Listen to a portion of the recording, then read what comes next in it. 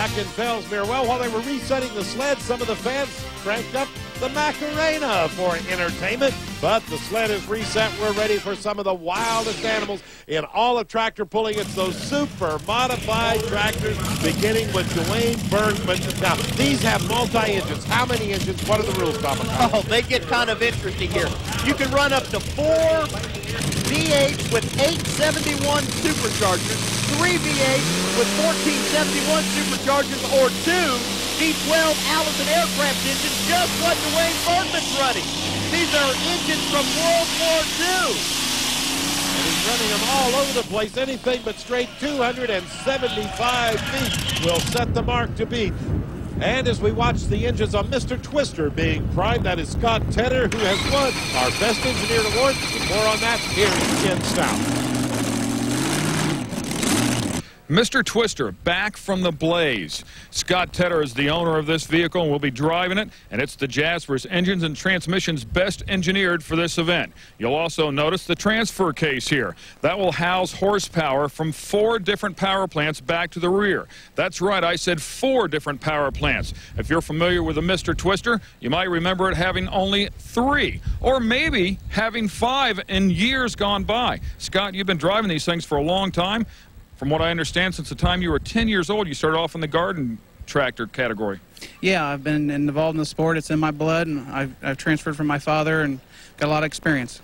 Now, what does it mean back from the blaze underneath Mr. Twister? In 1990, we were 5th in the nation. We had a 5-engine modified tractor, and we had a devastating fire that destroyed our shop and the tractor. All we salvaged was the rear end, and we started back 2 years later with this tractor. Last year you came out, you had 3 motors on it. This year, did you decide to go with 4? Did you feel like you had a definite disadvantage with 3?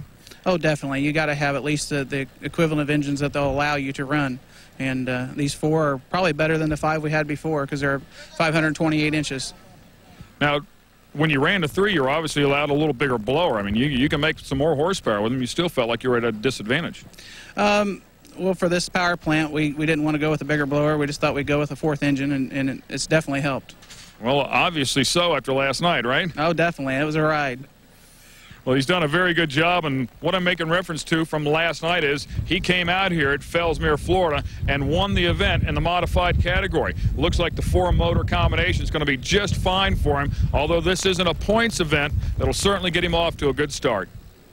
All right, Ken Stout, let's see just how good a start he'll get off to. Just wanted to point out just what Ken was talking about.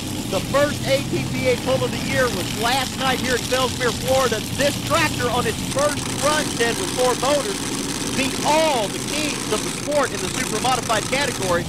Scott Tedder is definitely going to be a guy to be watching for this year on the Jasper Engines ATPA Grand American Point Series. All 4 engines begin pulling together now, pulling a lot of weight. How much weight are they tagging down through there?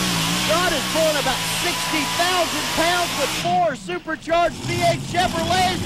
Sets the mark to beat 294.05. Well, here's another 4-engine monster firing up. This is the Orient Express of Bill Boris. 294.05 won't win it, but I got to tell you, this thing was hauling the mail till you made that big right-hand turn. Yeah, it felt good. It left the line good. Had her up, and the track's grooved in the middle, and that right tire caught it. It sucked me in, and I think she's going out again. I really do. I think she's going out the gate again. Well, I tell you, it was really a spectacular run. It looked like you might still save it just to get it out. Yeah, it almost spun her. It almost slid on out, but it really one-wheeled over here. This right tire came clear out of the track, and that's what really messed things up. Oh, I don't call being messed up. He's only 6 feet shy of a full pull, Tom. Yeah, but he knows that Bill Boris is behind him. Now, last night, Bill Boris finished 2nd in this class, but Boris is very smart. Former world champion, National Farm Machinery Show winner in pro stock years ago, and also just recently with this tractor at the National Farm Machinery Show. Tough tractor, Ted. Boris is on a killer run. All 4 engines pulling. He suddenly veers off to one side. Oh, look at that. The sport of inches, 299 feet, and the crowd appreciates that.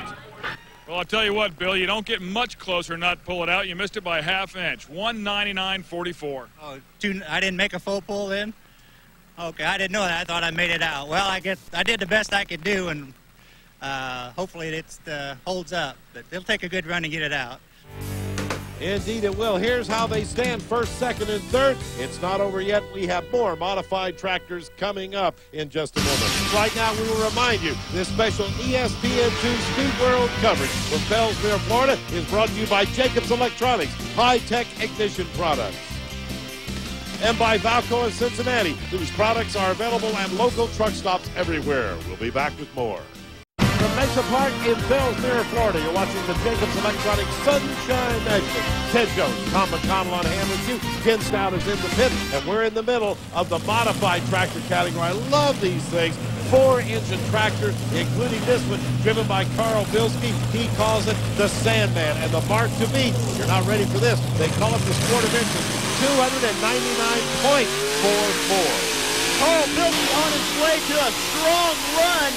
This is definitely going to be a guy to watch in the Grand American Point Series this year, but Bilski bouncing, having some trouble there, coming up way short. He started out good, but something not right. Joe Etter gets in the driver's seat. Ken Stout tells us about a little secret he has. Joe has a secret. Most people put all their plug wires on the plugs that are inside the motor, but Joe keeps one plug wire on a plug that's under the motor, right down here. Why? Well, I think it has to tell the mag that it's firing a plug, but what really happened was, last night on the pole here at Fellsmere on Friday night, he torched a head, literally burned a hole right in the side of this head. Joe, why is there a spark plug hanging underneath the motor? Oh, basically what you got to do is you got to let the ignition know that there's at least 8 plugs so it can fire. So, I mean, you got to get rid of the fire. We got to try to get rid of the fire, take it out of the hole, and get rid of the heat out of the combustion chamber. We're going to run that motor with 7 cylinders tonight. We're a little lazy here today, didn't get things changed around. We're looking for other things, working with the fuel system, trying to get these new motors dialed in. We're getting close, but it's basically we're just going to run her as a 7-cylinder unit and try to get a few ponies out of her just to try to make a decent run. You're kidding me. Running on 7 cylinders. Now, that's a different trick. Well, but remember, that's only one motor. He's got 3 motors running on all 8, so it's still an awesome ride, to say the least. And you can see the exhaust. Which one isn't getting the spark, to say the least? Joe Etter, though, considering he's low on horsepower, making a very, very respectable run, Ted. I'm impressed, Tom, at 293 feet. Our next puller, the Boss Hog of Jim Martell. 293.58 won't be enough to win, but I'll tell you what, that's a respectable run, knowing one of these big horses is down. Yeah, I'll tell you what, I come with her. The track's really kind of going to heck back there, so we had to kind of take what we had. We got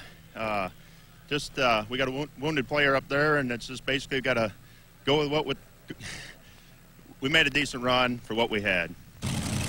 I'll agree with that. You got that right. Now, Jim Martell has all 8 cylinders working on all 4 motors. That's right. Jim Martell, just like Scott Tedder, whom he rode down with. Martell ran 3 motors last year and gone up to 4, and Martell having problems. There are parts on the track, Ted.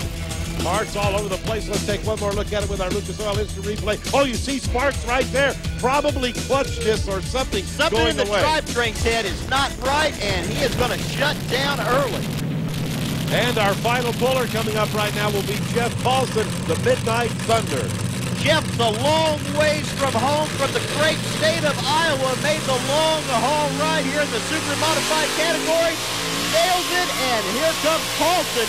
Made some major changes on this tractor since last year. Really competitive mod now. It'll take a full pull to beat that 299.44. Oh, 296. Barely misses it. That gives the win right now to Bill Voorhees. Ken Stout is with our winner. Excellent job, Bill. Very tough category. Nobody has a full pull. You're as close as they got, and fortunately this time it was close enough.